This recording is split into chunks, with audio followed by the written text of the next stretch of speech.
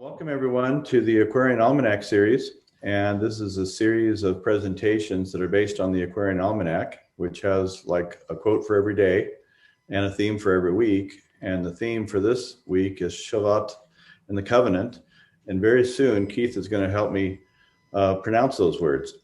But anyway, so welcome all, and next week we will be hearing about the Pentecost and also about the Pista Sophia, and that will be Gene Jennings who will be making that presentation.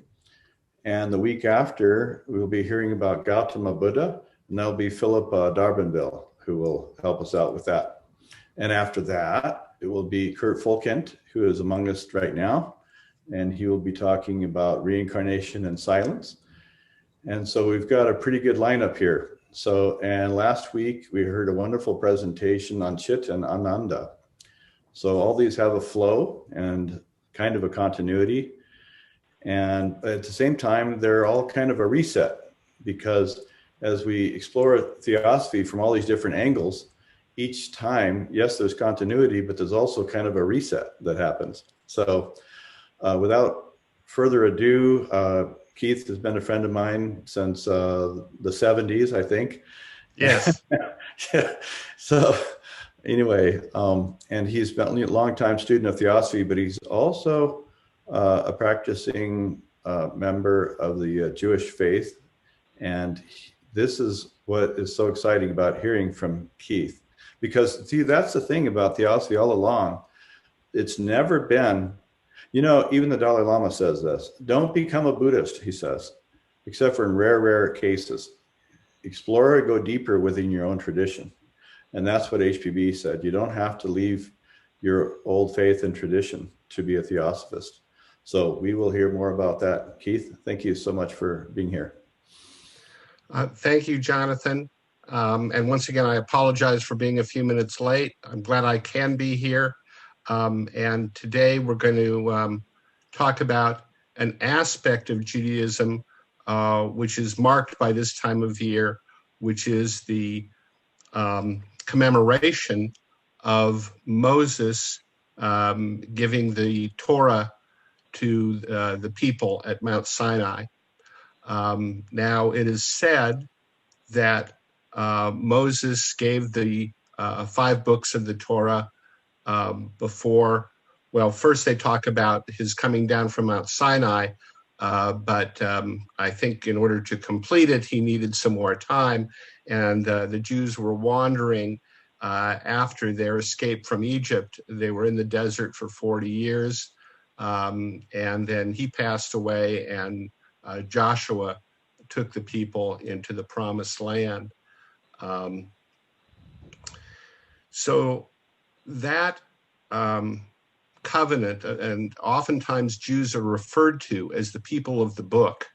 And one of the traditions that's been followed for thousands of years at Jewish congregations around the world is that every year you have a start at the beginning of the first book of the Bible in Genesis.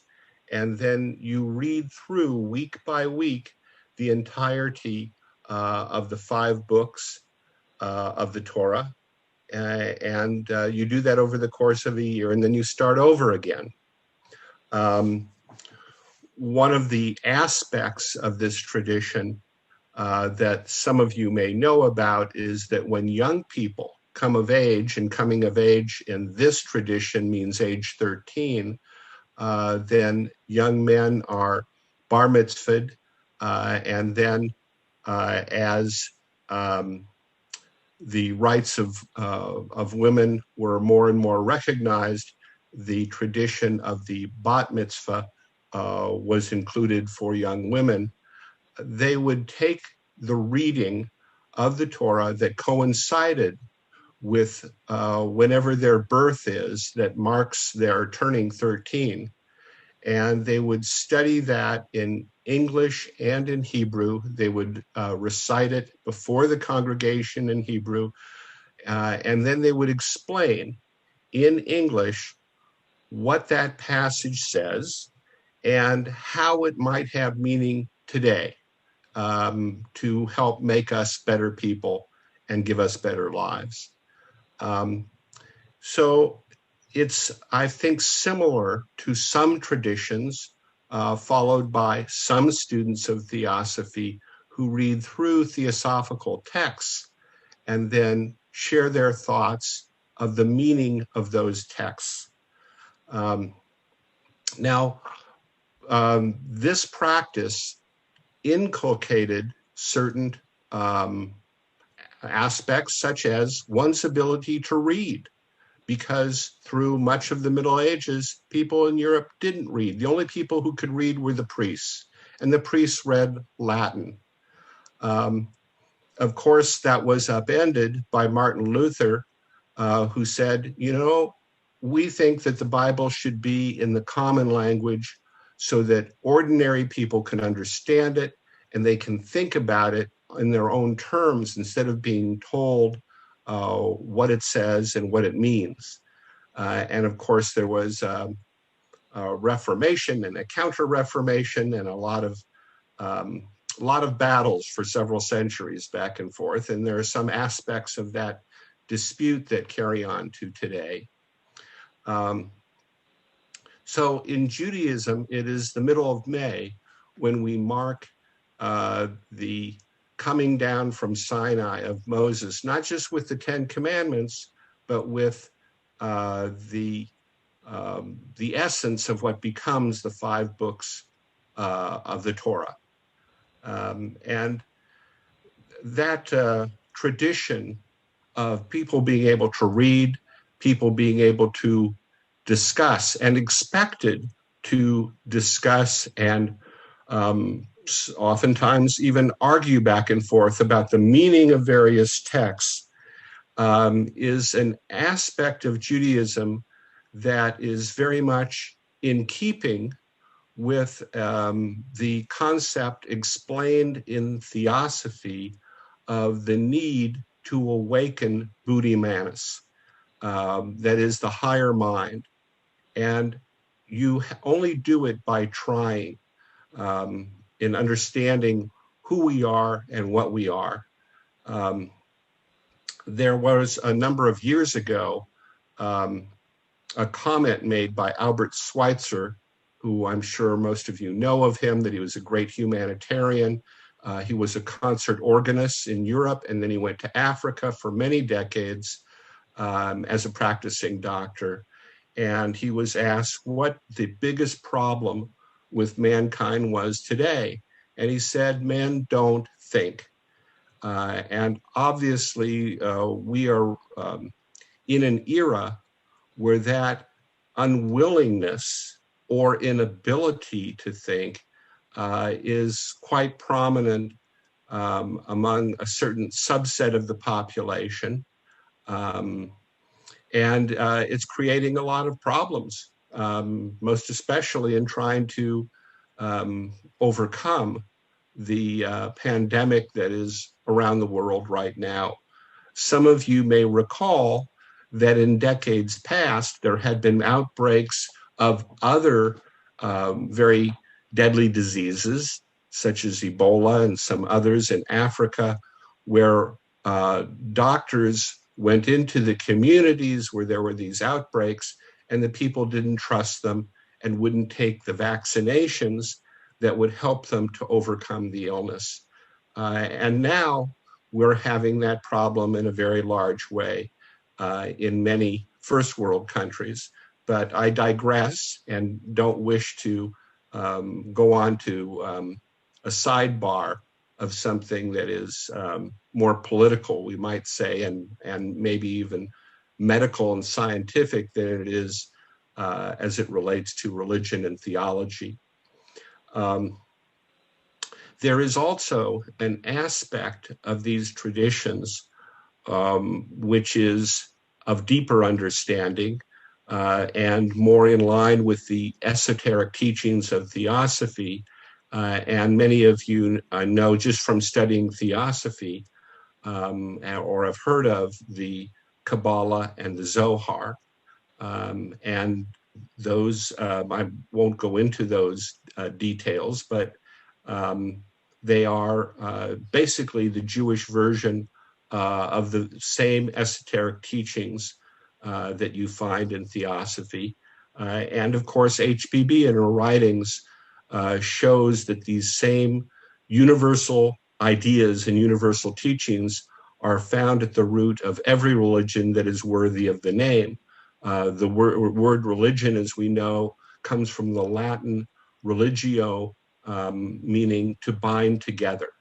And that which is truly religious in nature must be that which binds not only people together, but the world together and the other systems of which we are a part, the animal, the vegetable, and the mineral,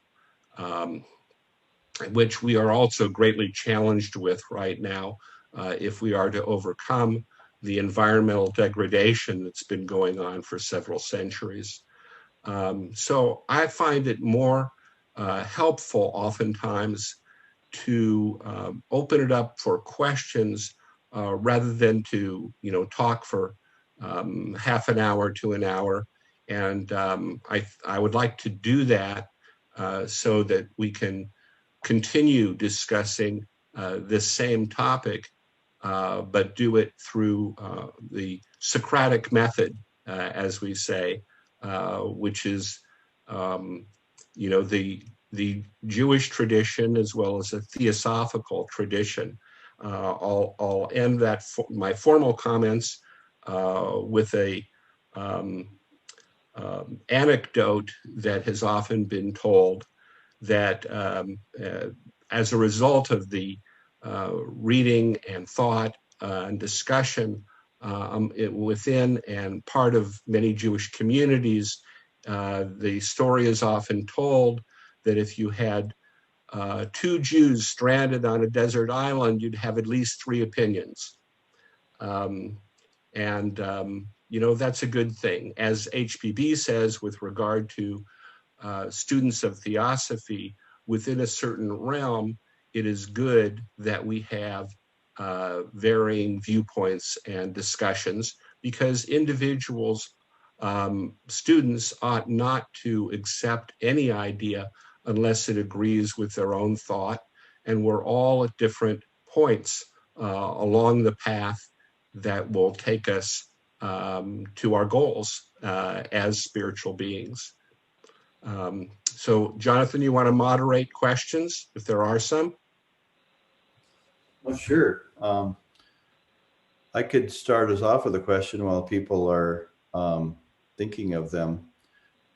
It occurs to me when your opening remarks about the bar mitzvahs and the bat mitzvahs and so forth at age 13 and all that. And I was just thinking in our society how much lacking there is in any kind of a specialness in recognition of the rite of passage of that age. And children are going through, young people are going through hormonal, psychological, mental, physical changes at light speed, and it sounds like there's some kind of a grounding that happens. And it's interesting that I'm even thinking of Viktor Frankl, because there's so much change going on that it's kind of a lot of trauma at the same time. And yet they're introduced with philosophy, with at least parts of philosophy, it sounds like, with these passages that are read on those special days. Anyway, I was wondering if you could think about that with us. Well, while you were typing, there was a question that came up about whether Torah, let me see if I can pull this up in the side, and then I'll come back to your observations. Does Torah mean law, or does it mean instructions, teaching? It's my understanding that Torah means law. If I were more fluent in the history of that term, I would expound on it, but that's all I can say in response to that chat question. Jonathan, going back to your observation about what people go through in adolescence, I would first observe that before we get to adolescence, it was said long ago by some Catholic priests that if you give the priests the ability to teach children up to age 6, they'll have them as Catholics for life. That can be both a good thing and a bad thing. The example that is set by those around us as when we were young is something that we just imbibe and often practice in what we've been taught. However, when we become adolescents, we need to think for ourselves. And it is a very helpful and useful tradition in Judaism that adolescent beginning begins with an affirmation to the religious community that you've been brought up in, but also recognizes one's ability to think and reason and decide for oneself what ideas one will accept and one will not accept. You don't accept things just because some other person says so. For myself, I found that becoming a student of theosophy was not much of a stretch from the very traditions that I was raised in. And in fact, in my particular family, my parents would repeatedly say that it never mattered what people called themselves in terms of being religious adherents, but rather what mattered is how people live their lives, which seems to me, in hindsight, at this age, very theosophical. Other observations? Or Jonathan, do you have a follow-up to that? If I could just follow up on that, just quickly, Luca,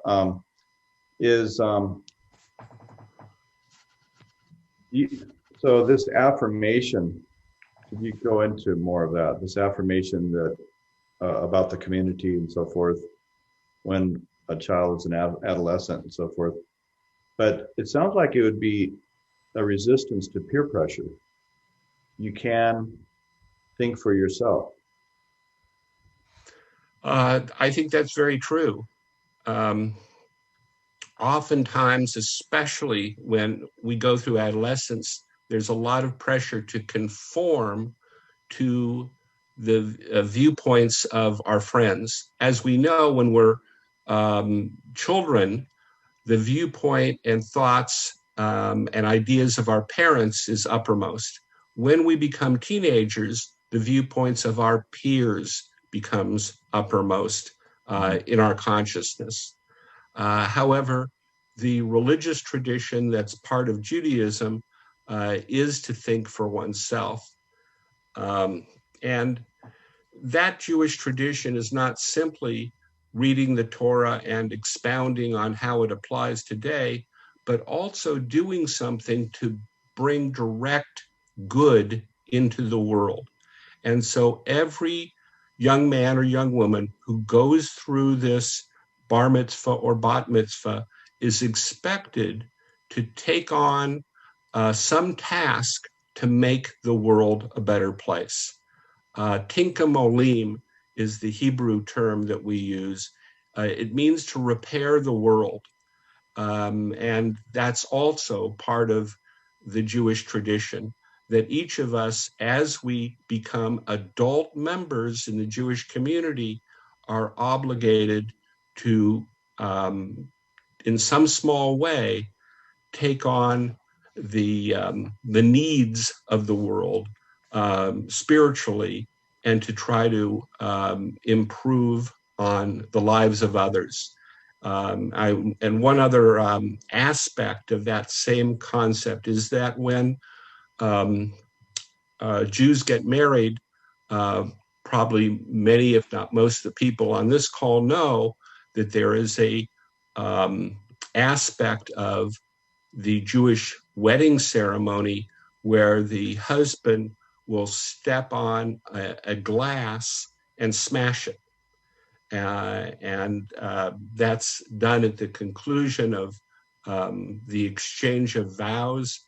But the concept of smashing that wrapped up glass as you're getting married is to remind everyone that there is a lot of pain and suffering in the world, and that even at our happiest moments in life, we should never forget that pain and suffering that is there, so that when appropriate, we can reach out and try to address it.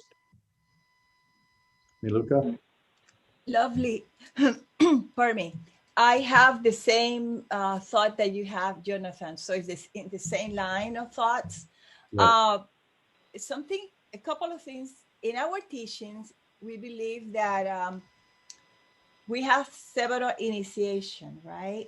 7 is when the soul is supposed to fully reincarnate in the body. That's why children are spacey and they're not ready to learn usually. I'm not saying all of them, but the average child. Then we got 14, 13, 14 is very close in number, which is the second initiation. And it's a practice done not only by the Jewish, but by also Native Americans. They are very, very careful about trying to help children when they reach that age, 13. They have ceremony, they have initiations, and all the grandmothers get together with that child and pass on wisdom. And it's based on ethics, decorum, taking good care of their body, and understanding that this is a path to womanhood and responsibilities, which I think is what also the Jewish tradition tried to pass on into the young generation. Now, in Spanish countries such as mine, and in South America and the Caribbean, we celebrate what is called Quinceaneras, which is two years later. And then in the United States, we go at Sweet 16, which is also much later. So we kind of late and behind in teaching those principles to children. By then, we have lost them. Yeah. And then we have another initiation that is age 21. Age 21, and we're supposed to be responsible, like I said, the 7th, because we're septenary being. The 7 is to the adulthood. Now, according to scientists, around, 21, 22, is when the brain fully developed. And they did tests, and children who start using drugs and alcohol, doing all type of things, before that age, they get addicted. But those who start doing it after age 21 did not get addicted. Well, thank you very much for that observation. And your observation reminds me that our teachers have said that the point of what we're about as students of theosophy is not so much that people should call themselves theosophists, but that through the study and practice of theosophical ideas, we should help to awaken the Buddhi monastic principle of the race. Oftentimes people who have never heard of theosophy live incredible, admirable lives, such as the example that HBB gives in The Key to Theosophy of Father Damien, who was in Hawaii. I think it was on Molokai, and he was caring for lepers. And one day he got up and he said, "Fellow lepers," because leprosy is a terrible, deadly disease. And if you minister to the needs of those people suffering, you are likely to get it. But haven't we seen that in a different aspect this past year with all of the doctors and nurses and other essential workers who have been caring for those who have been suffering with this terrible worldwide pandemic? Other questions and observations?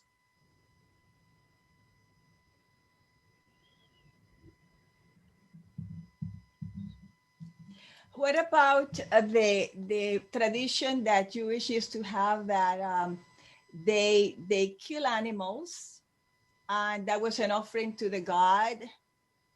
And there were other things about women. When the woman was in the menstrual cycle, they just separate them from man because they consider them impure. Can you tell us? You don't still practice that? I don't think so, right? Can you talk about it? Well, let me address the sacrifice of animals. I'm sure you are aware of the story about Abraham and Isaac, and how Abraham, who was the first Jew, was told by God to go to a tall mountain and to sacrifice his son Isaac to the Lord. And he does what God says, and he takes his son up on the mountain, and he's with this knife, he's about to murder his son, and God says, no, don't do that. Now, why is that story prominent in the Bible? Because the practice of the people before Judaism was human sacrifice. You know, if you go down to Mexico and other places, the Mayans, the Aztecs, they practiced human sacrifice. The most honored athlete who won in a contest would be sacrificed to the gods. So human sacrifice was maybe not universal, but incredibly common long ago. So with Judaism, they were trying to take this religious practice up a step by saying, we are not going to kill each other as part of our religious practices anymore. Instead of sacrificing our children, we're going to sacrifice animals. We're going to give, burnt offerings. And there are stories about, the smell of the burning animal and how that's pleasing to God. And so that was an improvement, I suppose, over sacrificing children and others that are part of the human community. Now, that practice of killing and burning animals and sacrifices is not done in Jewish tradition anymore, with rare exception. There are some more traditional subgroups where when something of Judaism, when something happens in a community that is very makes people very happy, like the birth of a child, they'll get a live chicken, say, and sacrifice it in the backyard. But that's very much the exception and not the rule. So there is something else that came to replace the sacrificing of the animals in either synagogues or temples or other places of worship, and that is the use of words. And so if you were to go to any synagogue where they all follow a similar practice in how they do their weekly meetings, there will be a lot said about how wonderful God is, and God does this and God does that, and we're very appreciative. So that's the evolutionary scheme that's been followed in Judaism over thousands of years. Judaism came out of a tradition where there was human sacrifice. They eliminated that from the beginning, and then they eliminated the animal sacrifice that substituted for the human sacrifice, and they replaced the animal sacrifice with simply saying nice things about God. Now, Maluka, I'm not really sure what you're asking me about that concept of women being unclean. I think the idea is based upon trying to procreate more children, and so they're saying that while a woman is having her period, that the couple should not have sexual relations because you're not going to conceive any babies during that time. So I think that comes from, as many religious practices to do, something that was of a very direct and practical nature for trying to perpetuate the species. Thank you. Good.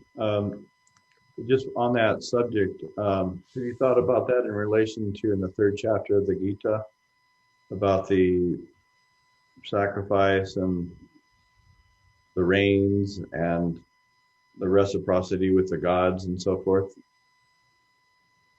In the 3rd chapter of the Gita? I think it's the 3rd chapter. That it's the 4th, I think. Oh, the 4th? Is it the 4th? Yeah, I think sacrifice comes in the 4th. Yeah, I remember.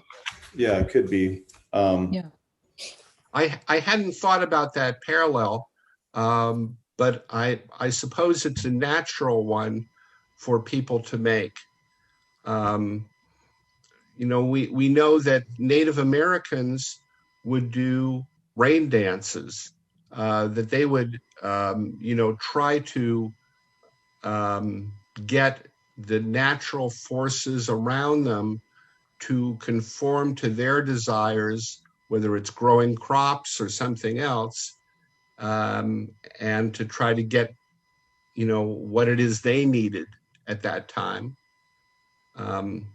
So I suppose that this sort of practice is universal. Of course, when one begins to study theosophy and you think about deity, of course, in a different way, then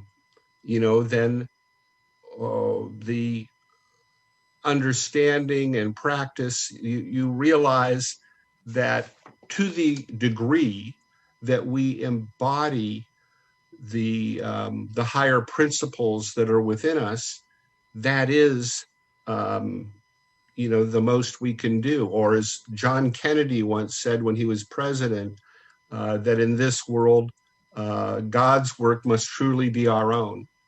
And that's what we're about as theosophical students. Here it says in the, I've got pulled up the 3rd chapter here. The gods being nourished by worship with sacrifice will grant you the enjoyment of your wishes. He who enjoyeth what has been given unto him by them, and offereth not a portion unto them, is even as a thief. But those who eat not but what is left of the offerings shall be purified of all their transgressions. Those who dress their meat but for themselves eat the bread of sin, being themselves sin incarnate. Okay, here's the thing that I was referring to. Beings are nourished by food. Food is produced by rain. Rain comes from sacrifice, and sacrifice is performed by action. Know that action comes from the Supreme Spirit who is one. Wherefore the all-pervading Spirit is at all times present in the sacrifice. Very good. Thank you for bringing that in. And it's one of the comments that many of us are familiar with as students of theosophy is HBB's observation that the God idea proceeds apace with man's evolution, his mental evolution, mental and spiritual evolution. And so it would make sense that the sort of traditions that I'm talking about in Judaism would have a parallel in the Gita. HPB talks about that. Actually, the sacrifice that didn't exist when the Toltec was supposed to be the highest of all the I would say native tribes, if you want to call it that. She said they did not believe in that. That began with the Aztecs. And she said that it was because the new soul entering into that stream of new souls were not very advanced, but the Aztec didn't believe in that. That the Aztecs did believe in that sacrifice. Yes, but not the Toltecs. Right. It's important not to throw them together into one group. That's very true. I had the good fortune of visiting Chichen Itza a number of years ago, and it is just very amazing and impressive about how much was accomplished within a few hundred years in the flowering of this very complicated civilization. And then it disappeared, and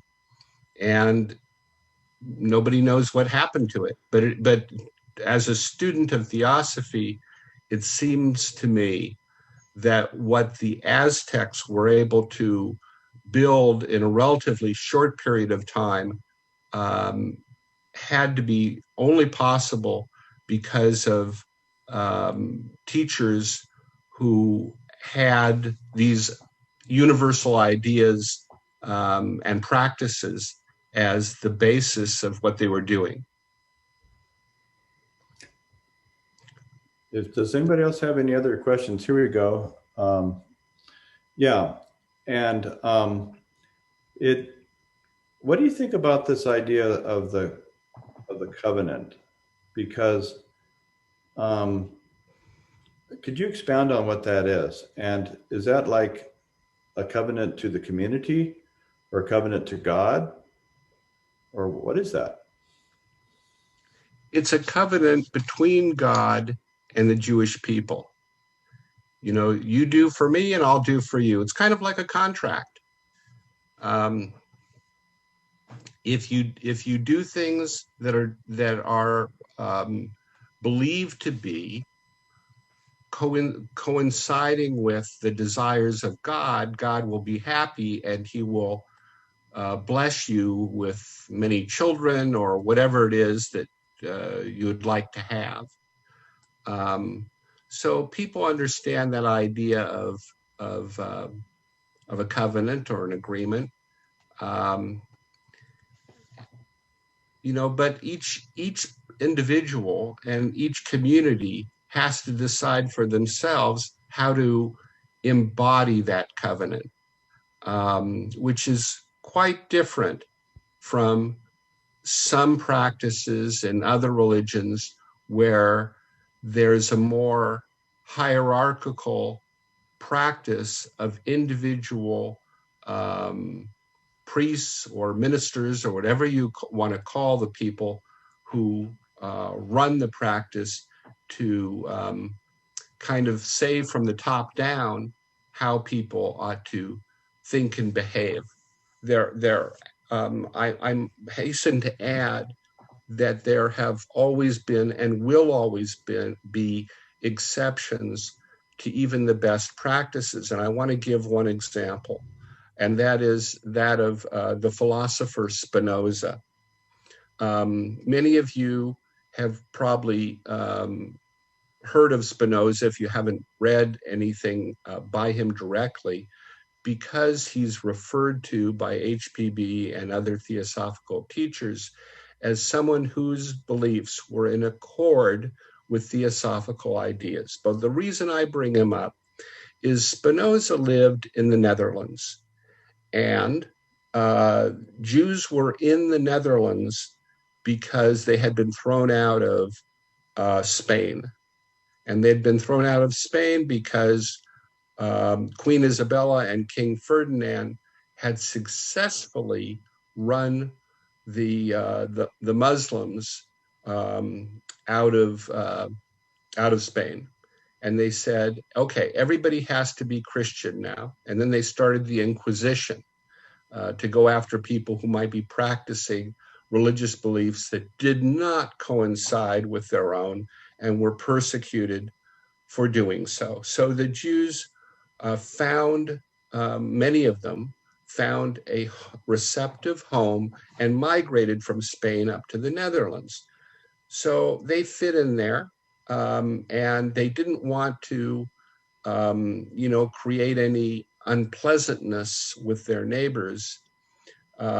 Spinoza comes along, about 100 years into this new life in the Netherlands, and Spinoza started talking about how the universal spirit is everywhere. It's in the stones, it's in the plants, it's everywhere. And the rest of the Jewish community was very upset by that. And they did something I had never heard of with any other Jewish group, which is they excommunicated Spinoza. They said, you're not part of us anymore. Because I believe that they did that because of their concerns, not only of maybe they felt that was inconsistent with their understanding of what it meant to be a Jew, but I think they were also concerned that that his ideas might cause the growth of anti-Semitism among those Christians who were the predominant society around them. Do you think that the thing of the covenant is a little bit saying that I think you alluded to this too, but I could be wrong. Are you alluding to the idea that a Jewish person is invited to have their own independent, authentic relationship with God, and you don't need the priestcraft quite as much? Yes. We do not, as Jews, rely upon the intervention of rabbis or other religious authority. It was also, it was something that came as a shock to me. We are taught in being raised in Judaism about other religions, but I didn't know much about Catholicism, and I was surprised to learn how people would go and confess their sins, and then they would be told to repeat, so many Hail Marys or other things, and then they have these beads that they use to count, so that they know how many times they've repeated it. Just like in our schools, in the old days, a teacher would tell a student, go to the chalkboard and write, 20 times, I will not do such and such. At least the Judaism that I know of is not that way. But there are many different subcategories within Judaism. And I would also hasten to add that some of those more orthodox Jewish practices are causing a problem in trying to overcome this pandemic, because there are some of these Orthodox communities where people will not get the vaccine for COVID-19. So, you have, I suppose, a subset of both the strengths and the weaknesses that we find elsewhere among every subset of religious groups. And I'll conclude that statement with one of my favorite stories I had heard about Abe Lincoln, that somebody came to him and said, Mr. Lincoln, why are there so many dishonest politicians? And his answer was, you can't dip clear water from a muddy stream. So, we have the humanity we have. We all are born into different traditions, either secular or religious. And then we, at some point, decide for ourselves what aspects of our abilities we're going to unfold and share with others. Now's your chance, everybody. You've got Uncle Keith over at your dinner table here. And he is a theosophist and understands and is a practicing Jewish person. This is your chance to ask questions. Yes, Beryl has a question. Oh, you'll have to unmute yourself, dear. Yes. Okay. Do you see any relationship of karma with the fact that the Jewish people always seem to be on the receiving end of all sorts of prejudice? Well, yes. But what that karma means and how that karma works is not for us to judge. And I have to say, it has troubled me that students of theosophy in the past will sometimes jump to conclusions and will say, well, if all those 6 million Jews were killed by the Nazis in World War II, from the point of view of karma, they must have done something to deserve it. I've come across people who have said that. I'm sure many of us remember the politics of the 1980s and the rise of the problem of AIDS. And there were even students of theosophy who said, well, if the gay community has a lot of people dying from AIDS, it's because they're not practicing the kind of universality of a higher life that one would hope and expect. So by being gay, they brought AIDS upon themselves. That's it. I would say that those sort of viewpoints are misguided, to say the least. It is Mr. Judge wrote this wonderful article. Well, all of his articles were wonderful, but there's one that addresses this in particular called Mechanical Theosophy. But Beryl, let me go back to your question about, if karma is real and if Jews are always somehow getting themselves into trouble, how is that? Well, there could be a number of answers to it.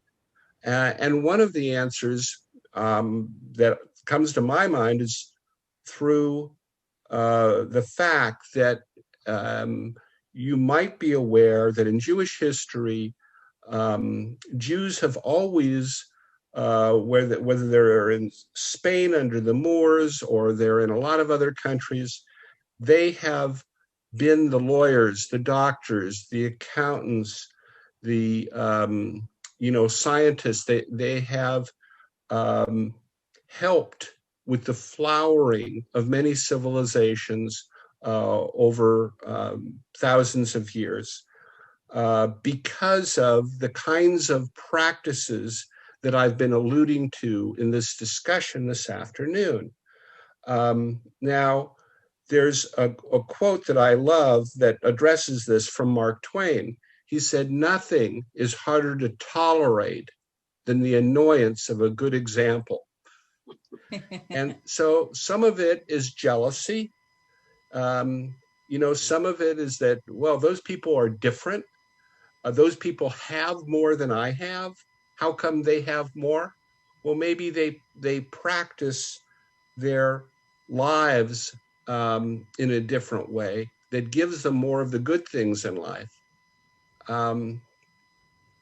So I would say that it is very difficult to judge, what might be the causative factors. I can tell you that in growing up in the Reformed Jewish tradition, we were taught even quite young about anti-Semitism and about how it would always occur as a result of ignorance. And that if we wanted to fight anti-Semitism, the way we would do it is by trying to educate people. Now, Beryl, you may know, as well as I'm sure other people on this call, that Jews have been accused of murdering Gentile children. In fact, it was said centuries ago, those Jews would get a Gentile child, they would not only murder him, but they'd take the child's blood and they'd put it in the Passover matzah. Well, it is sad to see that kind of nastiness perpetrated politically today by people in our society. People in one political party accusing the leaders of the other political party in murdering children and being pedophiles. How do you try to address it? You try to address it through education, but people have to be educatable, so to speak. One of my friends used to say, you can't fix stupid. So it's a challenge for us. As the philosopher Plato says in his dialogues, while we are best off in a nation or world run by philosopher kings, it is very frequently the case that those who are most knowledgeable don't want to be the king. They don't want to rule their society, but if they don't take on that responsibility, then others who are less capable will take on that job to the detriment of everyone else. So I'm sorry to give you such a long answer, but I hope I've addressed your question. Thank you. Are there any other people who have always wanted to learn more about Judaism? I will be brief, but I would like to mention something regarding what Keith just said about education and all that. If you go back into history, the film industry, the Broadway industry was made under the funds supported by Jewish families and corporation, PBS, the arts. If it wasn't for them, I don't think we would have a lot of the things that we consider culture, because they're very, very serious about preserving that. And I think that's one of the contributions that they've been very helpful. Compared to other religions or cultures. Well, there's a lot to that, and Maluka, you may be aware that our friend Juliet began her career as a Ziegfeld girl. Yes, I did movies too. So that aspect of Jews in the media and in entertainment is also a flashpoint for anti-Semitism, because some people aren't going to agree with either the comedy or the drama or the news that is put out there to the world. So, you always, if you try to take a position of leadership and you try to benefit others, look at the position Dr. Fauci, who we have all gotten to know this past year, who knows more about trying to help us get out of this pandemic than anyone else, and he's getting death threats. It's just, very unfortunate, but it's part of the human condition.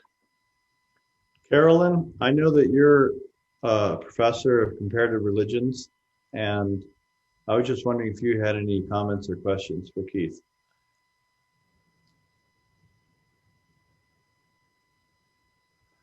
Not so much, not right now. So, yeah. Sometimes it takes a while to get the thing unmuted too. So, does anybody have any other questions? Maria, you seem to have the answer to my question, because when we were waiting for Keith, I was saying, what's up with the first 5 books of the Old Testament? What's that called? And so forth. And Maria kind of knew something about that. I was just wondering if Maria had any questions or. No, I just share that I know that the 5 books are called the Torah, and the entire book is called the Tanakh, right? It's called the what? The Tanakh? The Tanakh, or the Tanakh? The Pentateuch. It's the 5 books. It's just another expression for the 5 books. Yeah. So it's the Pentateuch, I think it's called, right? But it's the 5 books are the Torah and the Old Testament. Let's say it's called the Tanakh, right? Right.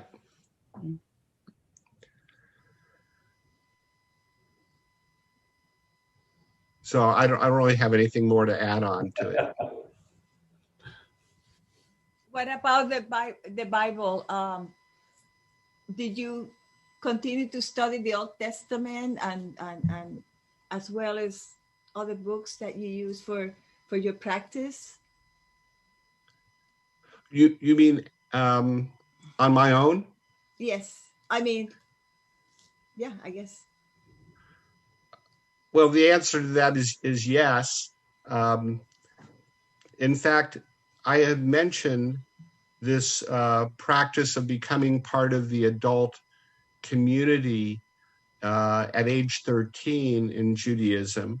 However, the Jews also have a practice of confirmation, which I know is part of the Catholic tradition, when a child turns age 16. And so I participated in that in my congregation, and had a very good experience with a wonderful rabbi.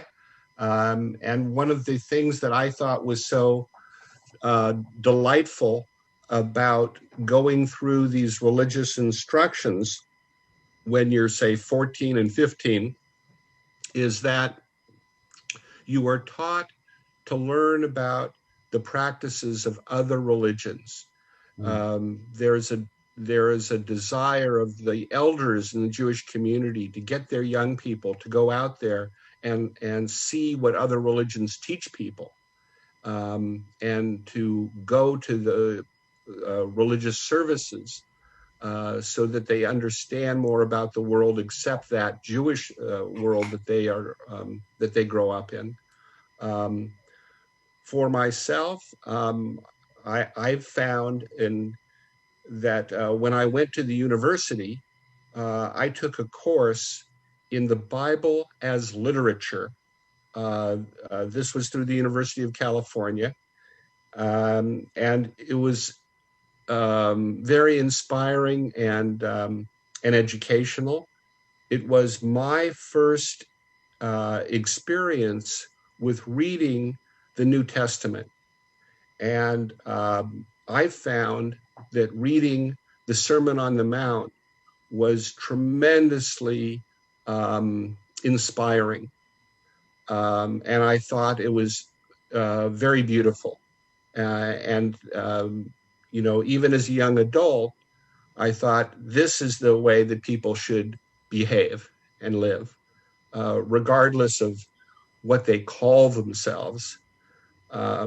So I think people who are looking for universal truths to live by find them. They find them because they are in themselves. That's what encourages me about the future of the Theosophical movement, that we continue to have one generation of another of students who find their way to Theosophy because Theosophy is in their minds and in their hearts.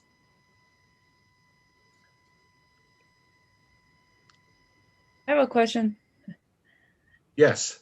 Can you please explain the relationship of Shavuot and the first fruits? Shavuot and the first fruits? Yes. Or the meaning of Shavuot. Well, Shavuot is I assume that you're referring to the Sabbath? No, or the festivity, Shavuot, after Passover. It's Yeah. 49 days, I think it is, which is in the Christian tradition will be the Pentecost. Right. So Shavuot is that recognition and remembrance of Moses bringing the Torah to the Jewish people. That's what you are marking it with. You can call it the Pentecost, but yes, it comes 50 days after Passover, and you're marking this as an important date, and it's a way of emphasizing the importance of the tradition that gave us the religious texts that are fundamental to the practice of Judaism. So I know that there's a lot more that I don't know about the meaning of that observation and what's behind it, but that's what I know, and that's what I'm sharing today. Thank you. And we are You're welcome.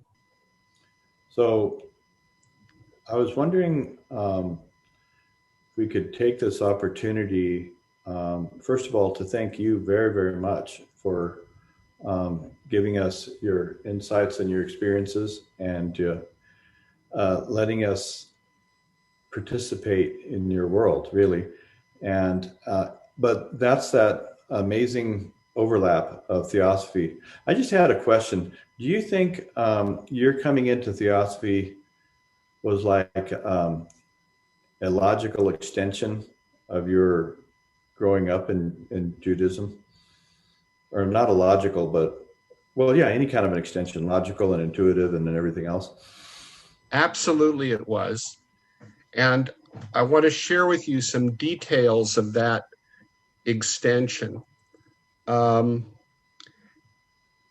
you know, and others who are on this call are aware, there is a connection between Theosophy and Masonic traditions. I have a great-grandfather who passed away in 1911 here in Los Angeles. And there is the Masonic symbol on his gravestone in East LA. I have two grandfathers who were Masons. The Masonic traditions are part of my family, as well as the practice of Judaism.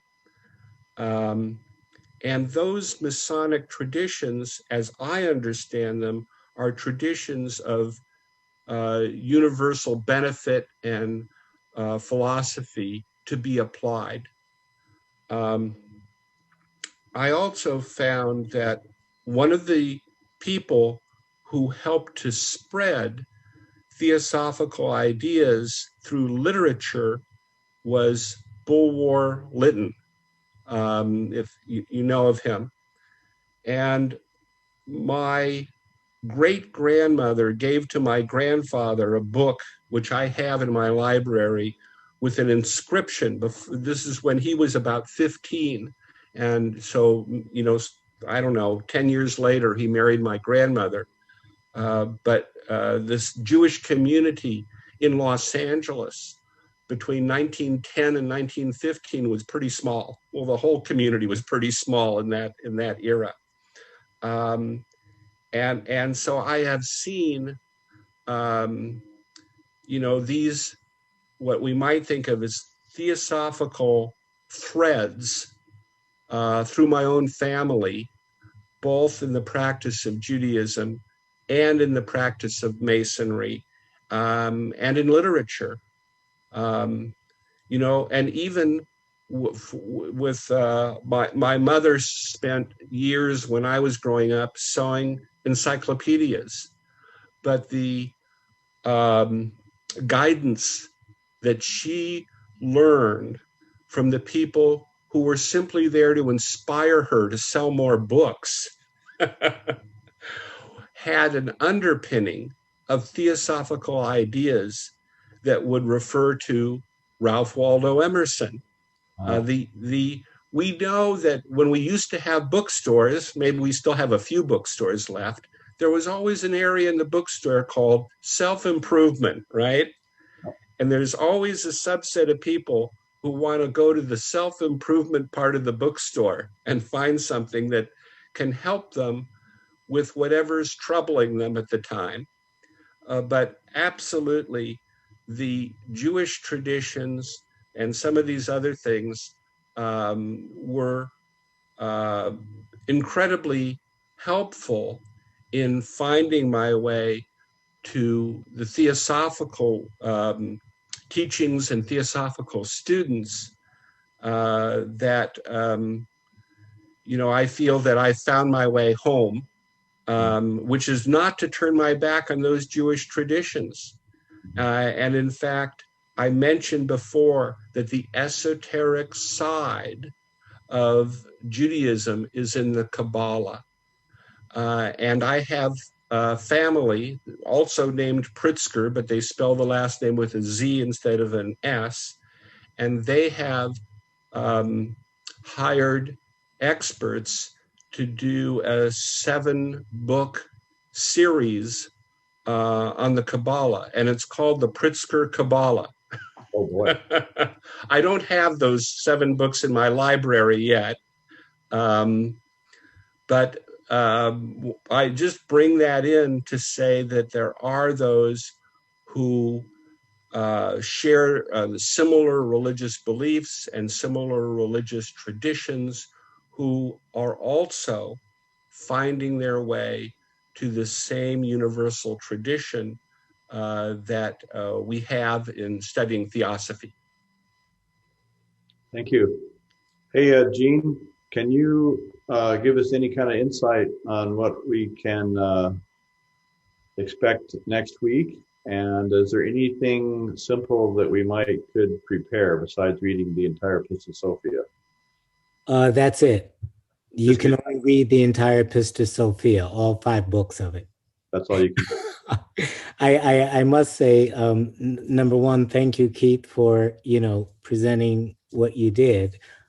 Just as a tidbit from the Pistis Sophia on that number 50, Pistis would say that the 7 times 7 is the 49, and the 1 is the beginning of the new cycle when Moses brought down the laws as the planetary spirits that would set that cycle reverberating moving forward. So, you know, Pistis is definitely just mystical. So I guess that's the approach that it will be next week. I mean, HPB has a wonderful commentary on that, and that's what we'll be drawing from, as well as the book that Mead wrote, who was her secretary. So you're going to draw from how do you say it? GRS Mead? Anyway. Yes. Yeah. I mean, there's the Pistis, which is only this big. Okay. Excuse me 1 minute.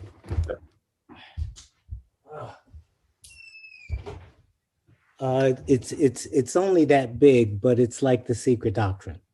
Wow. So, clearly we won't have enough time, but the points are just phenomenal in terms of the layers of, I guess, for lack of a better word, initiatory information that was back there. And she says the Gnosis is the wisdom tradition, like he said about the Torah, the Kabbalah, they're all same family. What a journey. Oh, Thank you all for attending. Thank you, Keith, so much for being with us today and for helping us understand more about the journey of the spiritual life. So, Thank you. thank you. Thank you, everyone. And thank you, Take care. Keith. Bye-bye. Take care. Bye.